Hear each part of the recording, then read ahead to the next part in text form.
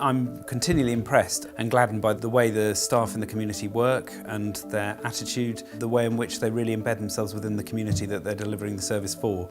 The work here, though, it would be false to suggest that it's anything but busy and at times feels almost overwhelming. Despite that, people are still up for trying new things, and that is very encouraging, such as open dialogue, which interestingly actually arose in Finland at a similar sort of time of austerity. And here we've got a team that are willing to take on additional work and scrutiny and change, in a sense, to really try and improve the outcomes for people using our service, which is extremely gratifying. Open dialogue is an approach which involves working with a person and their network, so that is their sort of family network and social network. The decisions made around their treatment is happening with that person and their network in the same room. Devon Partnership Trust are going to be part of a randomised controlled trial which is going to start in January 2019. The research is focused on people with psychosis coming into the service. While we're doing the training, we've had a chance to practice, so I've been offering this open dialogue approach to people we're already working with.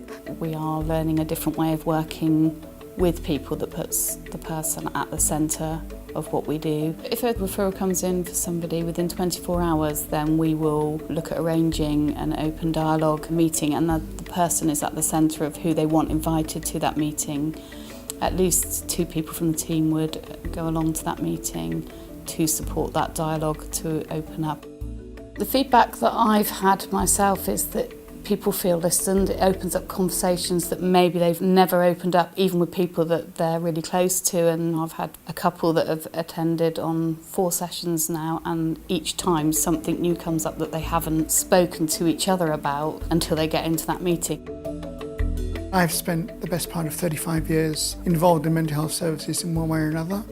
In my early years, I was sectioned 4 or 5 times. I have complete experience of mania, depression, hearing voices, broadcasts, you name it, I hear it. I've tried studiously to get jobs time and time again, and I have a degree in law. I speak French and Spanish, and in spite of all that, and each time I've applied for jobs over the last 20 years, given that my system works so fast, I've been rejected when people have seen employers. None of them have been mindful employers like Devon Partnership Trust, and have rejected it based on medical evidence that they've got. And I'd heard of open dialogue before getting a phone call asking me whether I'd be interested in being the peer support worker. I was offered the chance within this team to both be myself and offer my experiences in a very constructive and positive way. So given what's happened in my past when I've applied for jobs, this was both a show of hope and faith and trust in me. For me, I think it's right. It's the right way forward. I think it puts people back at the centre, bring their own ideas. They're driving their own recovery with the people around them that are supporting them, their network. So the aim is that the people who we're working with will really feel listened to and really feel at the centre of their care.